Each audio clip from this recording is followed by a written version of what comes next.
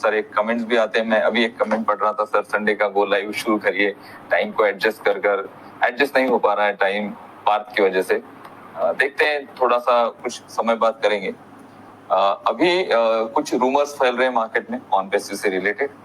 कुछ चीजें हैं जिसपे कुछ बहुत सारे लोग कुछ चीजों पे टॉपिक पे डिस्कस भी कर रहे हैं। और सबसे इम्पोर्टेंट चीजें ये हैं कि अभी क्या करंट सिनारियो ऑन पैसिव का, डेटा माइग्रेट हो रहा है, what is data migration process, इस बारे में जानेंगे। क्या प्रोसेस होती है, किस तरह से होती है, किस तरह से समय लग सकता है, क्या रिस्क है, ये सारी चीजों पे डिस्कस करेंगे हम। एक्चुअली इस पे मैं एक वर्कशॉप क्रिएट करने वाला था एक प्रेजेंटेशन के साथ, बट समय दोस्तों थोड़ा सा पॉसिबल नहीं हो पा रहा है मेरे पर्सनल काम की वजह से, उतना समय आपको नहीं दे पा रहा हूँ। बट सबसे पहले तो एक बात आप सारे लोग मीन्स ध्यान से सुने इस बात को। और क्योंकि मैंने बहुत फोन कॉल रिसीव किए इस पर्टिकुलर टॉपिक से रिलेटेड। क्या होता है, आपको पुराने कुछ एक्सपीरियंस होंगे, पता नहीं मुझे आपको किस पर्टिकुलर नेटवर्क मार्केटिंग के या फिर किस पर्टिकुलर क्रिप्टो या फिर किसी ब्लॉकचेन से रिलेटेड कुछ प्लान्स आए होंगे मार्केट में, उसके क्या एक्सपीरियंस रहे होंगे पता नहीं।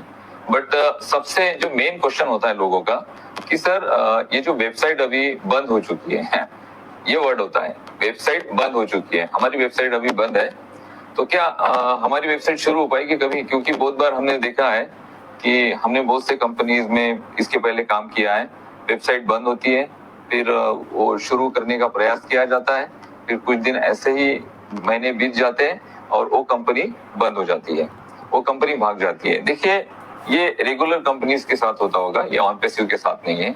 आप ऑन पैसिव का बेस जो है उसे समझे। On passive is a SaaS company, software as a service. हम मार्केट में सॉफ्टवेयर की सर्विसेज दे रहे हैं और डिजिटल टेक्नोलॉजी के साथ हमने एआई को इंटीग्रेट किया है और बहुत ज्यादा अफोर्डेबल प्राइस में हम मार्केट को ऐसे प्रोडक्ट दे रहे हैं जो मार्केट की नीड है। अभी 2-3 दिनों पहले मिस्टर एश ने फीडबैक भी मांगा था हमसे कि कौन से 3 प्रोडक्ट हम मार्केट में लेकर आए, उसके बारे में भी मैं बात करूंगा इस सेशन के आखिरी में। तो सबसे पहले हम चलते हैं डेटा माइग्रेशन क्या होता है। सबसे पहले इसे आपको जानना जरूरी है। और कंफ्यूजन है बहुत सारे कि भाई ये डेटा माइग्रेशन क्या है, क्यों किया जा रहा है, कितना समय लगेगा, और हमारी वेबसाइट बंद है, हम वो कनेक्ट को एक्सेस नहीं कर पा रहे हैं। और डर भी है बहुत सारे लोगों के मन में कि अभी ये माइग्रेशन प्रोसेस कंपनी इस वक्त कर रही है और वेबसाइट्स को डाउन टाइम पे रखा गया है, वेबसाइट्स को हम लॉगिन नहीं कर पा रहे हैं, हमारे ओएस में हम वेबसाइट पे नहीं जा पा रहे, तो मे भी हो सकता है कि हम आगे नहीं बढ़ पाएंगे। और बहुत सारे रूमर्स भी फैलते हैं इस दौरान। तो कुछ नहीं, टेंशन लेने की जरूरत नहीं है आपको। टेंशन ये शब्द बिल्कुल ऑन पैसिव में नहीं है, टेंशन मिस्टर एश ले रहे हैं। वो जितना टेंशन हमारे लिए ले रहे हैं ना, उतना टेंशन दुनिया में कोई नहीं लेता होगा किसी के लिए। सो डोंट वरी, सारी टेंशन जो है, सारी बरी जो है ना, मिस्टर एश पे छोड़ दीजिए। डेटा माइग्रेशन जो प्रोसेस है ना, ये एक प्रोसेस होता है कि जो डेटा सिस्टम होता है, डेटा सिस्टम के बीच में जो स्टोरेज का डेटा सिस्टम है, उस स्टोरेज के बीच में डेटा ट्रांसफर होता है। डेटा माइग्रेशन को आप डेटा ट्रांसफर भी कह सकते हैं। इसमें बहुत सारे टाइप होते हैं डेटा माइग्रेशन के, जिसमें डेटा माइग्रेशन इंपॉर्टेंट क्यों है ये भी हमें देखना जरूरी है। कि बहुत बार क्या होता है कि कुछ क्लाउड से हमें दूसरे क्लाउड पे डेटा शिप करना होता है। इसके लिए जो सबसे मेन बात है कि हमें एक बड़ा स्टोरेज चाहिए होता है। हमारे जो एप्लीकेशंस हैं या फिर हमारा जो प्रोग्रामिंग रन हो रहा है हमारे वेबसाइट पर, उस वेबसाइट में हमें अगर कुछ ऐड ऑन करना है तो हमें अच्छा स्टोरेज चाहिए होता है। उस स्टोरेज के लिए हम डेटा माइग्रेट करते हैं एक स्टोरेज सेंटर से दूसरे स्टोरेज सेंटर पर। ये सिंपल मैं आपको बोल रहा हूँ, बहुत सिंपली। इसको हम टेक्निकली अगर हर बात को हम एक्सप्लेन करें तो इसमें बहुत सारे पॉइंट्स हैं और इतना टेक्निकल हम नहीं जाएंगे, क्योंकि इसके लिए मैं एक सेशन इसके लिए एक आने वाले दिनों में एक प्रेजेंटेशन बनाऊंगा जिसमें हम एक्सप्लेन करेंगे। लेकिन इतना जरूरी भी नहीं है, अभी सिंपल आपको समझना है कि डेटा माइग्रेशन क्या होता है। ये इसमें कुछ पॉइंट्स है, जैसे सर्वर्स की स्टोरेज या इक्विपमेंट को अपग्रेड किया जाता है या फिर रिप्लेस किया जाता है, तब भी डेटा माइग्रेशन होता है। डेटा जो है मूविंग किया जाता है। अगर हम किसी का सर्वर यूज कर रहे हैं और उस सर्वर से हमें हमारे दूसरे सर्वर पर डेटा ट्रांसफर करना है, तो उस केस में भी माइग्रेशन किया जाता है। उसके बाद में जो इंफ्रास्ट्रक्चर्स होते हैं, जो क्लाउड होते हैं, उसके लिए भी माइग्रेशन किया जाता है। उसके बाद क्या है, परफॉर्मेंस। आपके जो वेबसाइट्स हैं, आपके जो टूल्स हैं, प्रोडक्ट है, वेबसाइट्स, सॉफ्टवेयर्स हैं, उसके परफॉर्मेंस को इनहांस करने के लिए भी डेटा को माइग्रेट किया जाता है। उसके बाद एप्लीकेशंस होते हैं बहुत सारे। अब हमारे एप्लीकेशंस कौन से, जैसे ओ कनेक्ट को हम एक एप्लीकेशन समझेंगे, ओईएस को एक एप्लीकेशन समझेंगे, ओ मेल को हम एक एप्लीकेशन समझेंगे। भले ये सॉफ्टवेयर है, प्रोडक्ट है, बट इसे एप्लीकेशन भी कहा जाता है। एप्लीकेशन के परफॉर्मेंस को इनहांस करने के लिए, उसमें कुछ नए एड ऑन करने के लिए चीजें, उसमें के लिए भी माइग्रेशन किया जाता है। और ये जो माइग्रेशन प्रोसेस है, इसमें जो सॉफ्टवेयर्स होते हैं, नए जो सॉफ्टवेयर अगर इंटीग्रेट करने हैं, तो उनको अगर इंस्टॉल करना है और स्टोरेज कैपेसिटी हमें कम गिर रही है, तो हम नेक्स्ट स्टोरेज से दूसरे स्टोरेज पे शिफ्ट होते हैं। ठीक है, उस वक्त भी डेटा माइग्रेट किया जाता है। तो ये डेटा माइग्रेशन जो प्रोसेस है, ये बहुत ज्यादा इंपॉर्टेंट होती है किसी भी कंपनी के लिए। और जब हम कुछ बड़े चीजें एड ऑन करना चाहते हैं, हम कुछ उसमें और इनहांस करना चाहते हैं हमारी सर्विसेज को, हमारे स्टोरेजेस को, तो उस केस में हमें डेटा माइग्रेट करना होता है। तो डेटा माइग्रेट करना क्यों जरूरी है, आपको ये बात ध्यान में आ चुकी होगी। डेटा माइग्रेशन इंश्योर करता है कि आपका जो स्टोरेज है वो दूसरे स्टोरेज पर सक्सेसफुली इंस्टॉल हो रहा है। अब इसमें सबसे इंपॉर्टेंट क्या है, सबसे बड़ी इसमें रिस्क होती है। आप बोल रहे हैं ना सर इसमें कितना समय लगेगा, ये समय हम कैलकुलेट नहीं कर पाएंगे कि कितने समय में हमारा पूरा डेटा माइग्रेट होगा। हमारा क्या क्या डेटा है उसके बारे में भी मैं आपसे बात करूंगा। इसमें रिस्क क्या होती है, सबसे बड़ी जो रिस्क होती है इसमें होती है ग्रेविटी। अब ग्रेविटी को प्रॉपर तरीके से एक्सप्लेन करना पड़ेगा आपको, मुझे तब जाके आपके ध्यान में आएगा, बट आप शब्द समझ लीजिए। ग्रेविटी, जब डेटा ट्रांसफर होता है एक सर्वर से दूसरे सर्वर पर, एक स्टोरेज से या क्लाउड से दूसरे क्लाउड पर, तो उसमें सबसे जो इंपॉर्टेंट है, सबसे रिस्की ये है कि जो करप्टेड डेटा होता है, बहुत बार देखिए डेटा करप्ट होता है ऑटोमेटिकली। आपके कंप्यूटर्स में अगर कुछ डेटा है, कुछ फाइलें पड़ी हैं, पुराने फोटोग्राफ्स पड़े हैं, कुछ आपके पास पीपीटीज पड़ी हैं, या कुछ आपके पास वर्ड के कुछ फाइल्स पड़े हैं, तो उसमें भी कभी कभी डेटा वो करप्ट हो जाता है। बहुत बार हम पर्टिकुलर फाइल को ओपन नहीं कर पाते हैं क्योंकि वो करप्ट हो जाती है। जो ये जो करप्ट डेटा है ना, ये करप्ट डेटा, इसको आइडेंटिफाई करना और उसको कहाँ से करप्ट हुआ है, या तो उस फाइल को ठीक करना या उस फाइल को वहां से डिलीट करना, ये इसे आइडेंटिफाई करना, इन सारी चीजों में वो समझ आता है। और ये बहुत बड़ी रिस्क होती है। आप जब आपके एक सर्वर से दूसरे सर्वर पर डेटा ट्रांसफर करते हो, तो उस डेटा को ट्रांसफर बहुत सिक्योरली आपको करना पड़ता है, बहुत ध्यान से, बहुत समझ के, सारी चीजों को देखकर आपको करना पड़ता है। अभी क्या क्या है माइग्रेशन में, क्या क्या है, क्या क्या चीजें माइग्रेट होती है। तो सबसे पहले होता है स्टोरेज माइग्रेशन। आपका जो स्टोरेज है, आपके पास जितना भी डेटा स्टोर है उसका माइग्रेशन होता है। उसके बाद दूसरा होता है डाटाबेस माइग्रेशन, आपके पास जो डाटा है उसका माइग्रेशन है। उसके बाद एप्लीकेशंस, आपके वेबसाइट्स के साथ कौन सी एप्लीकेशन इंटीग्रेट है उसका माइग्रेशन। उसके बाद क्लाउड माइग्रेशन, ये सारे माइग्रेशन के प्रोसेस है। उसमें उसके बाद होता है बिजनेस माइग्रेशन। आपका अगर कोई बिजनेस है तो उसको भी आप पूरा माइग्रेट करते हैं दूसरे किसी साइट पर। तो ये माइग्रेशन के कुछ टाइप्स है।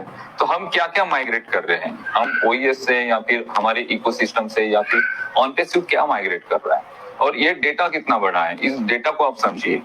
हमारा डेटा दोस्तों बहुत बड़ा डेटा है, बहुत बड़ा डेटा है। अब क्या क्या डेटा है हमारे पास, इसको देखते हैं। सबसे पहले तो हम चलते हैं हमारी वेबसाइट पे। हमारी जो वेबसाइट है www.onpassive.com, यहाँ पे हमारा क्या डेटा है, यहाँ पे देखिए, यहाँ पे हमारी लॉगिन इंफॉर्मेशन है। ठीक है, लॉगिन इंफॉर्मेशन मींस आप वहां पर जाके लॉगिन करते हैं, तो उससे आप रिडायरेक्ट होते हैं ओईएस पर। तो वो इंटीग्रेशंस है ओईएस और हमारे www.onpassive.com इस वेबसाइट के और ओईएस के जो इंटीग्रेशंस है, क्योंकि आप डायरेक्टली रिडायरेक्ट होते हो कहां से, आपके वेबसाइट से डायरेक्टली आपके ओईएस पर। तो ये जो इंटीग्रेशंस है, इसकी जो प्रोग्रामिंग है, ये एक डेटा है हमारे पास। दूसरा, वहां पे जो हमारी इंफॉर्मेशन है, जो टूल्स के की फीचर्स वहां पे दिए गए हैं, उसका जो डेटा वहां पे स्टोर किया गया है, वो एक है। तीसरा, वहां पे जो ब्लॉग्स है, बहुत सारे ब्लॉग्स वहां पे, उसका बहुत सारा डेटा है। ब्लॉग्स के साथ कुछ फोटोग्राफ्स भी हैं। आपने देखा होगा कि आप वहां पे जाके किसी टूल के बारे में सर्च करते, रिसर्च करना चाहते हैं, इंफॉर्मेशन लेना चाहते हैं, तो वहां पे जो वर्डिंग में डेटा है उसके अलावा कुछ फोटोग्राफ भी है। ये सारी चीजें HTML में होती है। और ये जावा बेस्ड या HTML बेस्ड ये पूरा प्रोग्रामिंग होता है, ये सारा डेटा वहां से माइग्रेट हो रहा है, ठीक है। तो हमारी ऑन पैसिव वेबसाइट पर जितना भी डेटा है वो सारा माइग्रेट हो रहा है। ये वेबसाइट का डेटा थोड़ा सा नॉर्मल है हमारा, वहां पे कोई हमने प्रोग्रामिंग इंस्टॉल नहीं की है, वहां पे कोई एप्लीकेशंस या फिर कोई सॉफ्टवेयर हमने वहां पे इंस्टॉल नहीं किए है। ये थोड़ा बेसिक है, इसको ट्रांसफर करना थोड़ा सा इजी हो जाएगा, क्योंकि वहां पे क्या एक बेसिक सी इंफॉर्मेशन है, आपके वेबसाइट के थीम्स है, ये सारी चीजें हैं, लेआउट्स हैं, उसके साथ साथ वहां पे आपके ब्लॉग्स है, आपके जो प्रोडक्ट है उसकी इंफॉर्मेशन है, ये सारी चीजें हैं। अब सबसे इंपॉर्टेंट और सबसे जो रिस्की या फिर सबसे जो हेवी टास्क है हमारा डेटा माइग्रेशन का, वो है पूरे OES को माइग्रेट करना। OES में बहुत सारी चीजें हैं, OES में बहुत बड़ा डेटा है आपका, बहुत ज्यादा। OES में क्या क्या डेटा है हम देखते हैं। सबसे पहले तो OES का प्रोग्रामिंग, OES को जिस तरह से डिजाइन किया गया है, जिस तरह से उसके लेआउट्स है, वो OES का पूरा प्रोग्रामिंग माइग्रेट हो रहा है, ठीक है। जिस तरह से आप OES पे जाते हो, डैशबोर्ड आ जाता है, वहां पर अलग अलग एप्लीकेशंस में आप जाते हैं। आप अगर वो कनेक्ट को परचेस करना चाहते हैं तो आप मार्केट प्लेस में जाते हैं, वहां पर परचेस को क्लिक करते हैं, फिर ओ कनेक्ट के पेज पर जाते हैं, वहां पे उसे सब्सक्राइब करते हैं, पेमेंट प्रोसेसर के पेज पे जाते हैं। ये पूरी प्रोग्रामिंग है। आप ओनेट को क्लिक करते हो तो रिडायरेक्ट होते हो आप दूसरे टैब पर, जहां पर पूरा ओनेट ओपन हो जाता है और ओनेट पर बहुत सारा डेटा है। तो ये सारी चीजें, यानी सबसे पहले हमारा डेटा माइग्रेट हो रहा है OES पे, जो हमारी प्रोग्रामिंग है वो। दूसरा हमारे पास है एप्लीकेशन का डेटा। अब वहां पे कौन सी एप्लीकेशन इंस्टॉल्ड है जो कंपनी ने वहां पर इंटीग्रेट की है। सबसे पहले है हमारा ओमेल। ओमेल में क्या क्या है, ओमेल में पूरा डेटा, आपने जो ओमेल बनाया है वो डेटा, साथ ही साथ आपने अगर ओमेल से किसी को मेल किया होगा, किसी को वीडियो मेल किया होगा, वो सारे जो आपने वहां से मेल सेंड किए वो सारे मेल्स वहां पे हैं।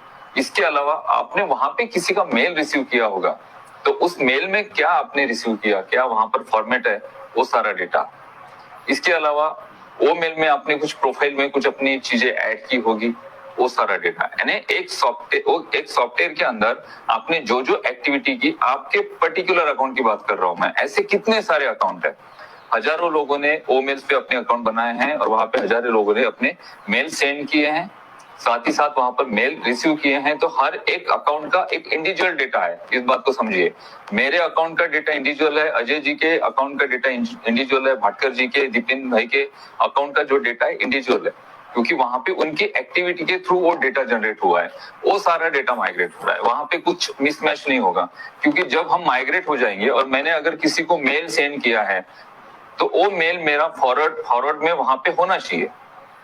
कंपनी को इस बात का ध्यान रखना है, और कोई भी कंपनी इस बात का ध्यान रखती है कि भाई ये जो कस्टमर है, इनके इंडिविजुअल अकाउंट पे इन्होंने जो एक्टिविटी की है पर्टिकुलर सॉफ्टवेयर के साथ, तो वो एक्टिविटी भी वहां पे शो होनी चाहिए जब डेटा ट्रांसफर हो रहा है। नेक्स्ट जहां पे स्टोर होगा वहां पे वो सारी चीजें दिखनी चाहिए। तो ओ मेल में ये सारी चीजें हैं। उसके बाद ओ ट्रिम पे हम चलते हैं। ओ ट्रिम में आपने अभी तक कौन से लिंक्स को ट्रिम किया, कस्टमाइज किया, कस्टम नेम दिया, उसके साथ साथ आपके लिंक पर कौन से क्लिक्स आए, कौन से कंट्री से आए, कौन से रीजन से आए, जो वहां पर सारी इंफॉर्मेशन जनरेट होती है, ये सारा डेटा। ऐसा नहीं है कि सिर्फ ओ ट्रिम ही जस्ट वहां से माइग्रेट होगा। ओ ट्रिम के साथ हर किसी का इंडिविजुअल डेटा माइग्रेट होगा। मैंने बहुत सारी लिंक्स को ट्रिम किया है तो वहां पे उसकी हिस्ट्री है, तो जब डेटा माइग्रेट होगा तो मुझे वो हिस्ट्री वहां पर दिखनी चाहिए। तो आप सोचिए कि एक सॉफ्टवेयर के अंदर कितना डेटा है, ठीक है। हम पहले डेटा की बात करते हैं, कितना डेटा है।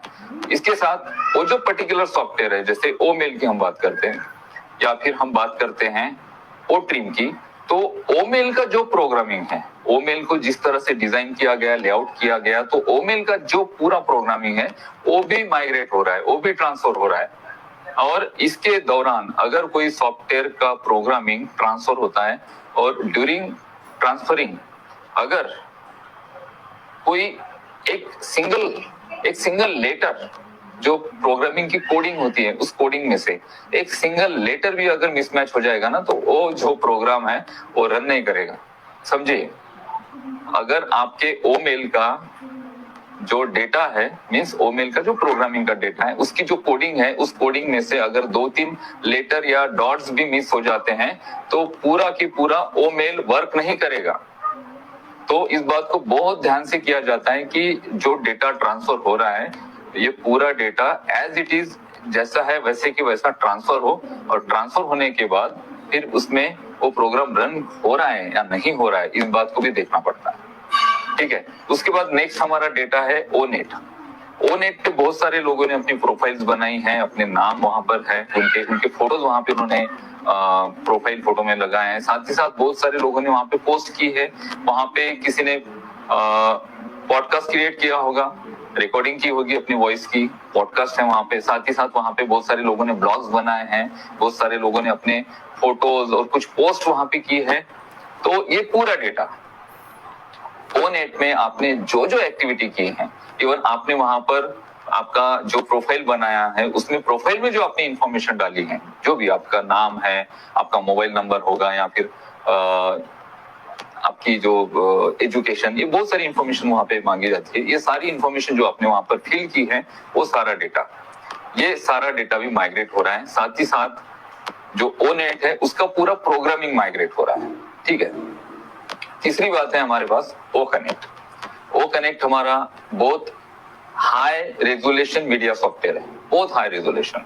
ओ कनेक्ट को चलाने के लिए हमारे पास एक थोड़ा सा अच्छा डिवाइस अगर है तो ओ कनेक्ट को बहुत स्मूथली हम चला सकते हैं, क्योंकि ओ कनेक्ट को बहुत हाई रेजोल्यूशन मीडिया के साथ बनाया गया है।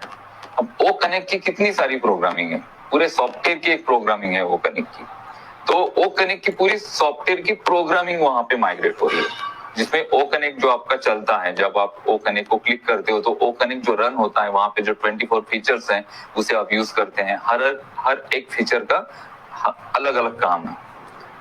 वहां पे अगर आप बैकग्राउंड चेंज करना चाहते हैं तो उसको क्लिक करेंगे तो वो फीचर वहां पे वर्क करना चाहिए। वहां पे अगर आप टिकर क्रिएट करना चाहते हैं वो फीचर को क्लिक करते हैं तो वो भी वर्क करना चाहिए। कब? जब ये माइग्रेशन प्रोसेस होगी पूरी।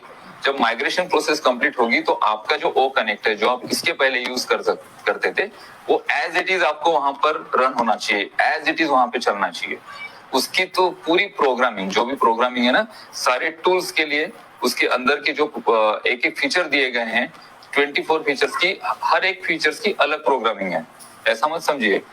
ओ कनेक्ट खुद एक प्रोग्राम है और ओ कनेक्ट में बहुत सारी प्रोग्रामिंग की गई है। आपको लगता होगा कि मैं भाई वहां पे सिंपली जाता हूँ और वहां पे मैं एक पोल सेट करता हूँ, या फिर मैं वहां पे सेटिंग में जो रिजोल्यूशंस है कैमरा के उसको सेट करता हूँ, ऑडियो को सेट करता हूँ। तो हर एक फीचर वहां पे जो दिया गया है, इवन आपके जो पार्टिसिपेंट्स वहां पे आ रहे हैं, कितने लोग वहां पे आपकी मीटिंग में अटेंड है, कितने लोगों को आपने होस्ट बनाया है, ये सारी प्रोग्रामिंग है। हर चीज की अलग अलग प्रोग्रामिंग है और हर प्रोग्रामिंग का एक इंडिविजुअल डेटा होता है। तो ओ कनेक्ट एक अपने आप में बहुत बड़ा एक डेटा है और उस डेटा के अंदर बहुत सारा डेटा है, तो उसके अंदर भी बहुत छोटी छोटी चीजें हैं। तो ये सारी चीजें माइग्रेट हो रही है, ये सारा डेटा माइग्रेट हो रहा है। ठीक है, और इसमें मिसमैच नहीं होना चाहिए। अगर थोड़ा सा भी इसमें मिसिंग होता है, कुछ थोड़ा सा भी इसमें प्रोग्रामिंग में कुछ प्रॉब्लम होते हैं, डेटा माइग्रेट करते करते अगर कोई फाइल करप्ट हो जाती है, एग्जांपल कोई फाइल या कोई एक कोडिंग भी करप्ट हो जाती है तो वो डेटा उस तरह से रन नहीं होगा। डेटा अगर रन नहीं होगा तो सॉफ्टवेयर आपका रन नहीं होगा, प्रोग्रामिंग रन नहीं होगी। इसके अलावा ओ कनेक्ट में और क्या डेटा है? ओ कनेक्ट में आपने वेबिनार्स क्रिएट किए हैं अभी तक के, जो भी आपके वहां पर हिस्ट्री है वो सारा डेटा, आपने कुछ वहां पर वेबिनार्स को रिकॉर्ड करके रखा होगा, वो डेटा। ओ कनेक्ट आपने कब परचेस किया, ओएस में ओ कनेक्ट आपने कब परचेस किया, परचेस करने के बाद अभी तक कितनी मीटिंग्स आपने ओ कनेक्ट पे किए, वो सारा डेटा। ओएस में ओवरऑल इन सारे सॉफ्टवेयर के अलावा हमारा सारा डेटा है। और हमारा कौन सा डेटा ओएस में है? तो ओएस में सबसे पहले तो आपने कौन से दिन ऑन पैसिव इकोसिस्टम को लॉगिन किया, ठीक है, आपने पासवर्ड्स क्या बनाए, आपका यूजर आईडी क्या है, आपकी प्रोफाइल में आपका नाम क्या है, आपका मोबाइल नंबर क्या है, आप कौन से कंट्री से हो, कौन से सिटी से हो, ये सारा डेटा। अगर आपने ओ कनेक्ट को सब्सक्राइब किया है, परचेस किया है, तो कौन से दिन आपने ओ कनेक्ट को परचेस किया। साथ ही साथ ओ कनेक्ट को परचेस करने के बाद आपको वहां पर कितना कमीशन जनरेट हुआ, उस कमीशन को आपने विड्रॉल किया है या नहीं किया है, विड्रॉल रिक्वेस्ट आपने डाली है या नहीं डाली है, पेंडिंग है या सक्सेसफुल हो चुकी है, वो सारा डेटा है। तो दोस्तों बहुत टाइप का डेटा है हमारा, और ये सारा डेटा माइग्रेट हो रहा है। अब ये जो डेटा माइग्रेट हो रहा है, तो इसको सिंपल हम समझते हैं। मैं बहुत सिंपल लैंग्वेज में आपको बताता हूँ। जैसे कि आपका कोई घर है और अभी आप क्या कर रहे हो, ये घर आपको लग रहा है कि भाई इस घर में बहुत ज्यादा सामान हो चुका है और बहुत ज्यादा कंजेस्टेड हो चुकी है जगह, और यहाँ पे हम मीन्स हमें यहाँ पे एक्टिविटी करने में या इस घर में रहने में हमें बहुत ज्यादा दिक्कतें हो रही है, क्योंकि सामान इतना आ गया कि यहाँ पर बैठने उठने के लिए भी जगह कम पड़ रही है। तो हम क्या करते हैं कि इसको माइग्रेट करते हैं, ट्रांसफर करते हैं दूसरे घर में, ये सारे घर के पूरे सामान को। तो उसके लिए हम घर चेंज करेंगे। जब हम घर चेंज करेंगे, एक छोटे घर से जब दूसरे बड़े घर में जाएंगे, तो सबसे पहले आप क्या करोगे, सबसे पहले आपके घर का पूरा सामान उसको उठा के आप एक ट्रॉली में डालेंगे और उस ट्रॉली को शिफ्ट करेंगे दूसरे घर में। अब दूसरे घर में जाने के बाद आप वहां पे क्या करेंगे, उस सामान को पहले उतार के रख देंगे, हॉल में रखेंगे या फिर जहां जहां जिस सामान को रखना है वहां उसे रखेंगे। रखने के बाद उसे अरेंज करेंगे। अब पुराने घर में जहां पे कपट था, अब नए घर में भी कपट आपको रखना है। पुराने घर में जहां पे आपके बर्तन थे, नए घर में भी आपको बर्तन रखने हैं, तो उसका सारा अरेंजमेंट आपको नए से करना पड़ता है। ठीक है, तो सेम ये प्रोसेस समझिए। डेटा जो माइग्रेट होता है, बहुत बार डेटा माइग्रेट होने के बाद उसको अरेंज करना प्रॉपर तरीके से, उसको थोड़ा दोस्तों समय लगता है। अब ये कितना समय लगेगा इन सारी प्रोसेस को, it's totally depend on migration process completion. Means migration process कितनी जल्दी कंप्लीट होती है, और उसके बाद जो वहां पर सॉफ्टवेयर है हमारे, उसकी प्रोग्रामिंग इंस्टॉल होने के बाद वो प्रॉपर तरीके से रन करते हैं या नहीं करते हैं, इन सारी चीजों को जो समय लगता है, उस समय पे सारी चीजें डिपेंड होती है। तो इस चीज को कितना समय लग सकता है, तो ये कोई हम इसका कैलकुलेशन नहीं कर सकते, क्योंकि हम सिर्फ एक एप्लीकेशन का डेटा माइग्रेट नहीं कर रहे हैं, हम पूरा हमारा जो डेटा है और उसमें इतने जो हमारे फाउंडिंग मेंबर हैं उनका पर्सनल डेटा है, कंपनी की प्रोग्रामिंग है, कोडिंग है, वहां पर आपने कोई पोस्ट भी की होगी, वहां पे आपने कोई फोटो भी अपलोड किया होगा ओनेट पे, तो बहुत वहां पर डेटा जनरेट हुआ है। ये सारा डेटा वहां पे माइग्रेट हो रहा है, और ये माइग्रेशन करना, ये प्रोसेस इतनी सिंपल नहीं है।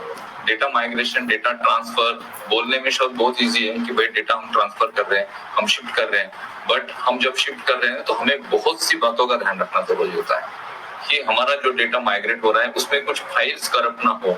अगर वहां पे कुछ कोडिंग मिसमैच हो जाती है तो वो प्रोग्रामिंग रन नहीं करेगा। और हमारा जो इकोसिस्टम है, जिसका नाम ऑनपेसिव इकोसिस्टम दिया गया है, उसमें बहुत बड़ा डेटा है दोस्तों, बहुत बड़ी प्रोग्रामिंग है, बहुत सारी कोडिंग्स है।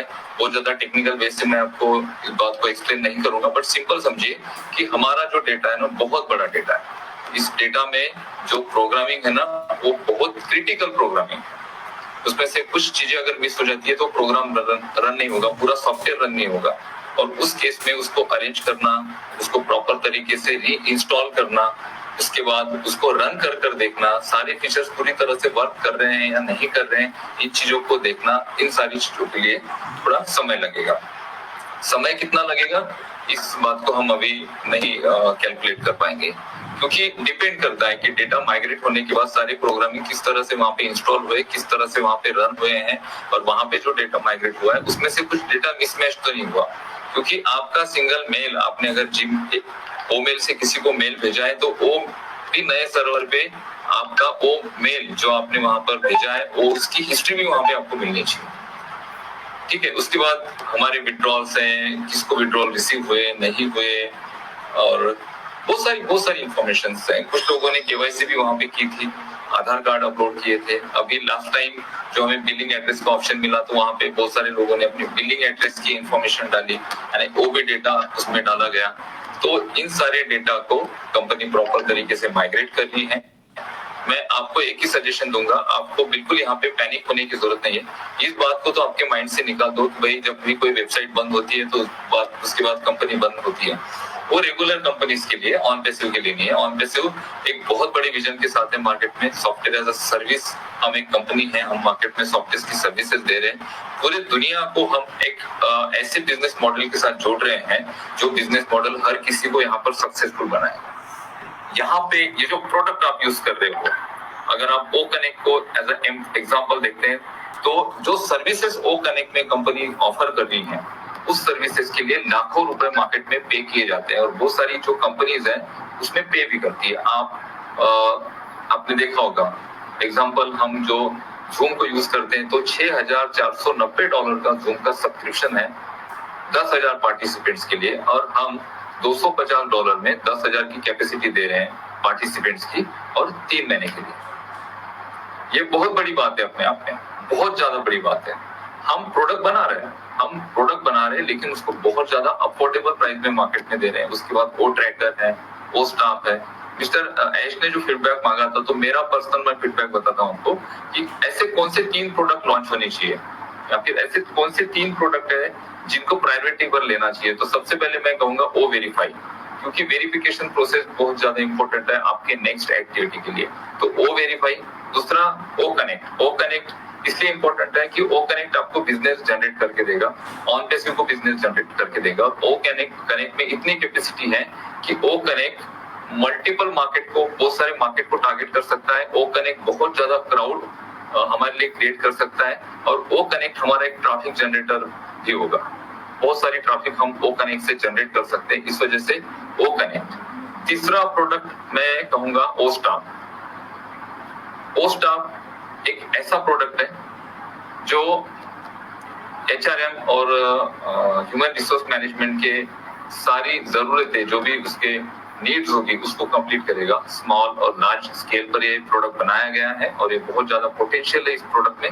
इसके साथ जो लोग जुड़ेंगे उससे भी बहुत ज्यादा डेटा कस्टमर्स का कंपनी के पास आएगा। बहुत सारे सब्सक्रिप्शंस हम वहां से लोगों को सेल आउट कर सकते हैं। तो ये सारी चीजें हैं। और मिस्टर ऐश की अगर हम बात करें, तो मिस्टर ऐश को अभी हमने ज्यादा स्ट्रेस नहीं देना चाहिए। मैं सिंपली कहता हूँ, मिस्टर ऐश को ज्यादा स्ट्रेस नहीं देना चाहिए। उन्होंने कहा कि हम कर रहे हैं, 100% कर रहे हैं, लेकिन क्या होता है कि अपडेट, बहुत बार हम देखते हैं अपडेट। तो अपडेट क्या है? तो अभी इतनी ज्यादा अपडेट आपको मिल नहीं रही है, क्योंकि ऐश अभी आपको अपडेट दे ही नहीं रहे। ऐश अपना काम कर रहे हैं। इंटरनल कुछ चीजें हैं कंपनी की। लास्ट टाइम जो एक पोस्ट आपने शेयर की थी और मोहम्मद नजाल के बारे में बहुत सारे कॉल्स आए, तो वो देखिए, वो कंपनी का इंटरनल मैटर है, हमें उससे कोई लेना देना नहीं, क्योंकि वो एज अ एम्प्लॉय वहां पे उनको अपॉइंट किया गया था, और एम्प्लॉयज आते रहते हैं, जाते रहते हैं। इसके बाद में भी बहुत सारे एम्प्लॉयज आएंगे, क्या उनके बाद कोई एम्प्लॉय नहीं आएगा? बहुत सारे लोग आएंगे। इतने दिनों में, इतने 4 सालों में कितने सारे एम्प्लॉयज ऑन पैसिव में आए, कितने सारे ऑन पैसिव से गए, कितने सारे और नए रिक्रूट किए गए, और नए रिक्रूटमेंट होते रहे। तो ये तो प्रोसेस है किसी भी कंपनी की। अगर वहां पे एम्प्लॉय आता है, कुछ दिन काम करता है, उसको उसके बाद नहीं करता है, तो ये सारी चीजें बहुत बेसिक है। इसको इतना माइंड करने की, इसमें बहुत सारे रूमर्स फैलाने की, या फिर कुछ भी बात करने की हमें जरूरत नहीं है। मिस्टर ऐश पे भरोसा 100%। ऑन पैसिव एक ऐसी बिजनेस अपॉर्चुनिटी आपके पास कि ये बिजनेस अपॉर्चुनिटी आपके लाइफ टाइम तक आपके पास होगी, और इससे बड़ा सेफ और सिक्योर बिजनेस आपको जीवन में कभी नहीं मिलेगा। आप चाहकर भी इतने सिक्योर बिजनेस के साथ ना तो जुड़ पाएंगे, और ना ही इतने सिक्योर बिजनेस को आप अपने आप डेवलप कर पाएंगे। आप अगर चाहते हैं कि मैं कोई प्रोडक्ट डेवलप करूं या फिर मैं कोई बिजनेस डेवलप करूं, तो इतना सेफ और सिक्योर डेवलप करना पाना बहुत ज्यादा मुश्किल है। अभी तक तो हमने जनरेट ही नहीं करना शुरू किया है मार्केट से। जिस दिन हम मार्केट से जनरेट करना शुरू करेंगे, उस दिन आप उसको स्टोर नहीं कर पाएंगे। मेरी इस बात को ध्यान में रखिए। जिस दिन हम मार्केट से उस लेवल पर जनरेट करना शुरू करेंगे, तो आप उसको स्टोर भी नहीं कर पाएंगे। आपको भी स्टोरेजेस लेने पड़ेंगे अलग अलग। 1-2 बैंक्स में अकाउंट होंगे आपके स्टोरेजेस के लिए। क्यों? क्योंकि हम उतने पोटेंशियल के साथ चल रहे हैं, हम उतने मार्केट वैल्यू के साथ चल रहे हैं। हमारे एक सिंगल प्रोडक्ट की मार्केट वैल्यू बहुत ज्यादा है। हाँ, इस दौरान जैसे हम अभी चल रहे हैं, इस दौरान बहुत सारे प्रॉब्लम्स हम फेस कर रहे हैं, लेकिन मिस्टर ऐश इन सारे प्रॉब्लम्स को सॉल्व करेंगे, इन सारे प्रॉब्लम्स से अपने आप को निकालेंगे। रात दिन वो हमारे लिए मेहनत कर रहे हैं। थोड़ा समय लग रहा है, बहुत सारी लोगों की एक्सपेक्टेशन थी कि भाई जुलाई में ये होना चाहिए, विड्रॉल स्टार्ट होने चाहिए। एक्चुअली काम आपका उस पे ही हो रहा है। ये जो डेटा माइग्रेट हो रहा है, डेटा माइग्रेट इसलिए हो रहा है कि और बहुत सारे इंस्टॉलेशन होने हैं, और हमें जो स्टोरेज अभी हमारे पास था उसकी कैपेसिटी कम थी, इस वजह से हमें बड़ा स्टोरेज चाहिए। क्यों? क्योंकि बहुत सारे प्रोडक्ट वहां पर इंटीग्रेट होंगे, बहुत सारे वहां पर और नए एप्लीकेशंस आएंगे, वहां पे आपका और ज्यादा डेटा वहां पे आएगा। मे बी आपके बोनसेस का डेटा वहां पे हो, मे बी आपके कमीशंस का डेटा वहां पे हो। तो इन सारे डेटा को स्टोर करने के लिए हमें बड़ा स्टोरेज चाहिए, और इस बड़े स्टोरेज के लिए हम माइग्रेट हो रहे हैं। और माइग्रेट प्रोसेस बहुत ज्यादा रिस्की होती है, उसको बहुत ध्यान से करना पड़ता है, और इजीली नहीं होता है वो, बहुत उसमें कॉम्प्लिकेशंस होते हैं। उन सारे कॉम्प्लिकेशंस को देखकर और सारी चीजों को माइग्रेट करने के बाद सॉफ्टवेयर और प्रोडक्ट और आपका जो वेबसाइट है वो प्रॉपर तरीके से रन होता है या नहीं होता है, इसकी भी जांच की जाती है। 1 बार 2 बार 3 बार। बहुत बार क्या होता है कि हमने इंस्टॉल कर दिया बट वो प्रोग्राम रन ही नहीं हुआ। बहुत बार हम जो हमारे लैपटॉप में या कंप्यूटर में बहुत बार हम सॉफ्टवेयर को इंस्टॉल करते हैं, और जब उसको रन करना शुरू करते हैं तो रन नहीं होता है। बहुत बार आप जाते हो तो कोई वेबसाइट होती है तो वेबसाइट ओपन नहीं होती है बहुत समय तक, क्योंकि उसके प्रोग्रामिंग में कुछ ऐसी चीजें हैं या कुछ ऐसे करप्ट फाइल वहां पे हुई है कि उस वजह से वो पूरा प्रोग्राम डिस्टर्ब हुआ और आप उसे रन नहीं कर पा रहे। बहुत बार ये चीजें होती है, फिर उसको फाइंड आउट किया जाता है, फिर उसमें और सारी चीजें करेक्ट की जाती है, और उसके बाद उसको री इंस्टॉल करके बाद में उसे रन किया जाता है। तो ये प्रोसेस 1-2 दिनों की प्रोसेस नहीं है। हम जस्ट एक वेबसाइट होते हैं, सिंपल छोटी सी, अगर हम एक वेबसाइट होते हैं जहां पर बहुत सारा डेटा नहीं होता, एक बेसिक सा डेटा होता, तो उसको 10-15 दिनों में कंपनी माइग्रेट कर लेती। लेकिन हमारा जो डेटा है, उस डेटा के अंदर डेटा है, उसके अंदर डेटा है, उसके अंदर डेटा है, उसके अंदर भी डेटा है, और हर छोटे से छोटे डेटा को हम माइग्रेट कर रहे हैं, छोटे से छोटे डेटा को हम री इंस्टॉल कर रहे हैं। इस वजह से हमें समय लग रहा है। आगे जो भी समय लगेगा वो आपका रोल नहीं है, आपका लुकआउट नहीं है। और ये माइग्रेशन प्रोसेस कंप्लीट होने के बाद ये सारे जो हमारा इकोसिस्टम है प्रॉपर तरीके से रन होने के बाद फिर आगे की प्रोसेस कंपनी शुरू करेगी। और तब तक हमें बिल्कुल विदाउट पैनिकनेस ऑन पैसिव नहीं रहना है। पैनिकनेस तो दूर रखिए और पॉजिटिविटी के साथ रहिए। यहाँ पे निश्चित ही हमारी सारे लोगों की लाइफ चेंज होने वाली है। जो भी सिचुएशन हो ऑन पैसिव में, कुछ भी हो जाए, कितना भी लोग कोई भी रूमर फैलाए, कोई कुछ भी आकर बोले, ऑन पैसिव रन होगी। ऑन पैसिव आपके जो गोल है उस गोल को कंप्लीट करेगी। सिर्फ अपने आप को संभालो, पेशेंस रखो और अपने आप को एक्टिव रखो। ऑन पैसिव आपके जीवन में निश्चित ही बहुत बड़ा चेंज लेकर आने वाली है। Thank you.